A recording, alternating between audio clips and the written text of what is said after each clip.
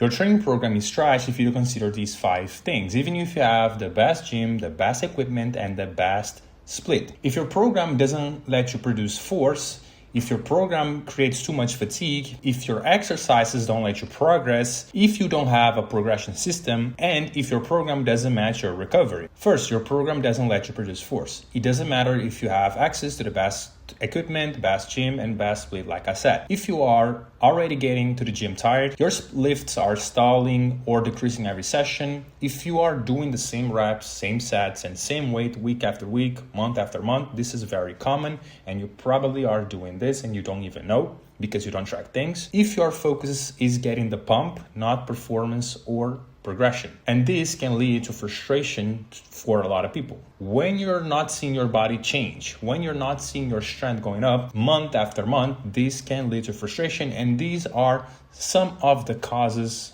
for this to happen. Your main goal should be force production. And why? Because muscle exists to produce force. So more force, more muscle fibers recruited. More force, more mechanical tension. More force, bigger reason for your body to adapt. Force is one of the main driving factors of muscle growth and strength. So this should be your focus. The more muscle fibers you recruit, the better for you to build muscle and strength. More mechanical tension, more muscle. It is that easy. Your body adapts to the demands you place on it, not how tired you feel. So it doesn't matter if you have the best pump in the world, if you are super tired after your training session, it doesn't matter. What matters is force production and the demands you put in your body to adapt. You need to give it a stimulus for it to say, okay, I need to adapt, I need to grow. So pumps doesn't equal to muscle growth or a productive training session. And now, how to do it?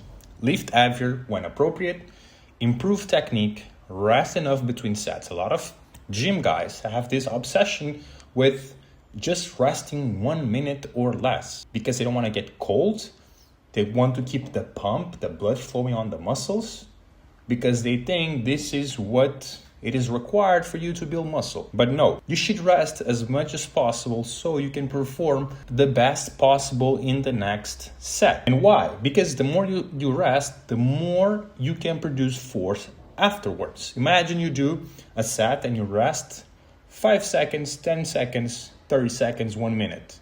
You will not be able to do the same amount of reps or produces the same amount of force as the first set because you're tired, you're out of breath, you didn't give your nervous system the time to kind of cool off.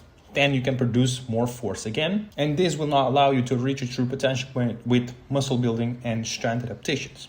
Choose stable exercises if your goal is to build muscle and getting stronger.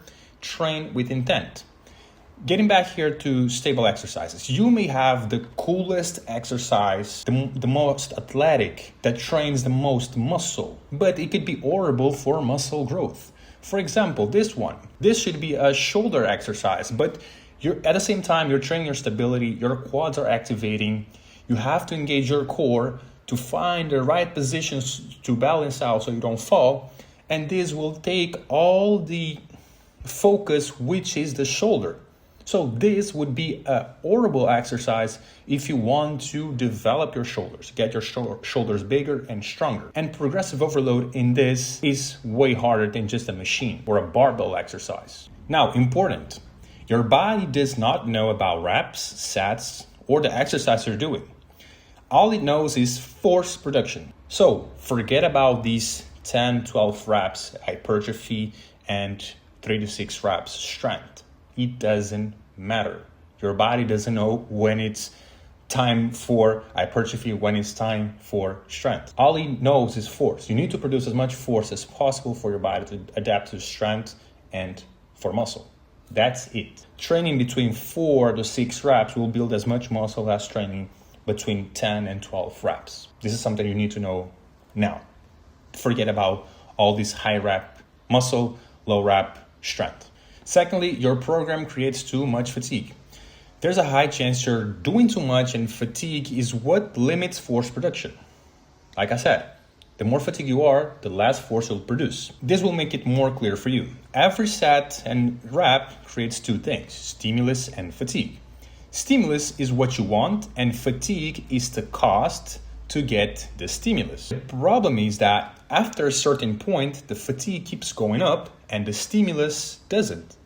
And this leads to junk volume, which a lot of people do. And junk volume creates too much fatigue. And too much fatigue leads to less force, less progression, less muscle, and less strength. And this is the opposite of what you want. So managing fatigue between sets, between sessions, and week after week is very important. And the common causes of this: too much volume, too many exercises, failure on every set, or going to failure too often, no deloads or manage the loads properly. This is important, and this is why sometimes you need a coach to have like this third person view that can give you good feedbacks for you to keep progressing. And I made a free guide, the Muscle Building Mastery Guide. This will talk about everything I just talked now. It will have a training split example that you can apply into your program, how to train, how hard to train, how to choose exercises, how to manage fatigue, and how to progress. Basically everything that you need to know to get stronger and build more muscle. So go get it in the link in the description. And if you want to speed up progress, you can book a call or send me a message on Instagram.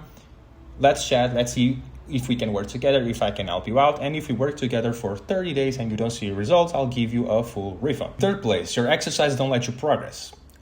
What makes an exercise good? A stable, easy to progress, comfortable on your joints, high stimulus, low unnecessary fatigue. And one thing, a good exercise will depend from people to people. For you, an exercise may be really good, you can feel the chest, and for the other guy, the same exercise, he will not feel the chest well. It will feel more of his triceps or his shoulder. So the best exercise is the one that fits your goals. For example, if you have an exercise like this, the progressive overload is super hard here. It is very uncomfortable. It will get to a moment that you're using your chest, you're using your back to lift the weights, and it puts a lot of pressure in your elbows, unnecessary pressure that you don't want. There's a lot of other exercises that you can do that will hit your shoulders better, safely. You'll have better stimulus and less fatigue. This is something that you need to think. So don't do these types of bullshit. Fourth place, you don't have a progression system. This is important. Progression should be earned. Don't add weight because it's a new week. Important. Add weight because you've mastered the current load. Example. Goal, 6 to 8 reps. Week 1, 80 kilograms, 6 reps. Week 2, 7 reps. Week 3, 8 reps. Week 4, you increase the weight and you reduce the reps. And you keep doing this. This is the easiest way for you to progress, especially as a beginner, intermediate. So don't force heavier weights before you earn them. Also, this is some sort of progression. Better technique, better control, greater range of motion, same weight at lower RPE. This is also a way of you making progression, especially as you get stronger, more advanced. It will be harder for you to add more weight every single week. Lastly, your program doesn't match your recovery. Can your body recover from what you're asking it to do? This is something you should ask. A student, a dad with 2 kids, a professional athlete, none of them should be training the same way.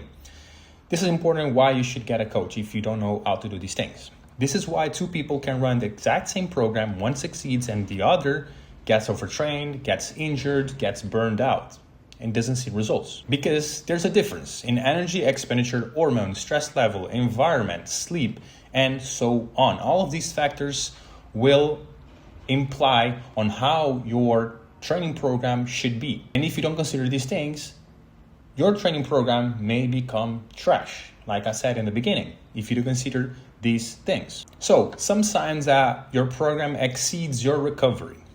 Performance keeps dropping, always sore, no motivation, poor sleep, joint pain, stagnant lifts, and always tired. If you're having signs of these things, especially if you're a beginner or intermediate, there's something wrong with your program, your lifestyle, or anything else. So you need to fix them for you to actually make long-term progress. This is why you need a coach. So if you need a coach, if you need help, link in the description for help. And if you don't see results, I'll give you a full refund. This is how I work. I will not stay with your money if you don't see results. So that was it for this video. Hope it was helpful, and see y'all in the next one.